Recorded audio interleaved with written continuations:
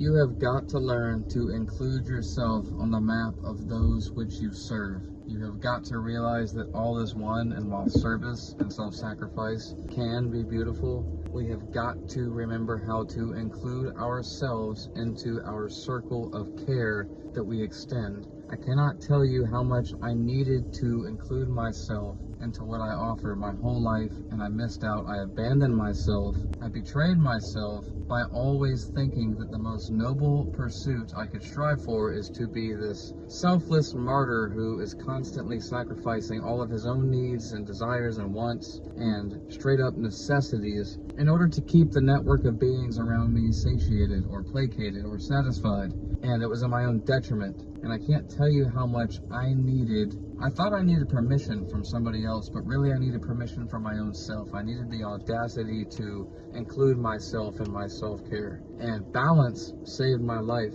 Truly, I was going to die, to burn out, to get riddled with resentment from self-betrayal. And you end up with dis-ease and a myriad of symptoms when you betray yourself like that. And so for me, I went from a lifetime of people-pleasing, of always being on the go, always busy, yes to everything, yes to every party, yes to every possible commitment that I could make. Wanted all the friends, all the family, everybody to know how much I care, what a good person I am. Look, I'm coming to this thing, I'm tired and I got stuff to do, but I'm choosing you first, and it's self-betrayal. And so it's not out of a lack of love from these beings, it's out of a love for yourself. That you realize, yo, if I don't take care of myself, then we all going down in the quicksand together, and this is not good.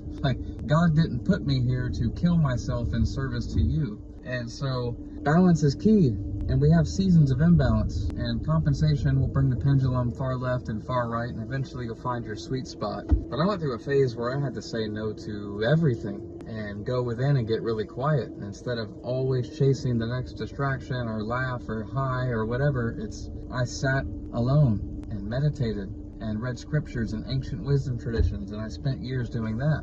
I needed that. And then that became a new imbalance. I had to reemerge into the world again. Then I met my beautiful, amazing partner. I met my higher self. I started saying yes to new opportunities. I was on in a different way as somebody who was embodied and knew my boundaries. Now, gotta retreat again. This balance is essential. But do not forget to include yourself into the extension of love that you give to the world. You matter, you're worthy, and you also need the love that you give. If you do not recharge yourself, there's only one thing that happens to a battery that isn't charged. It dies.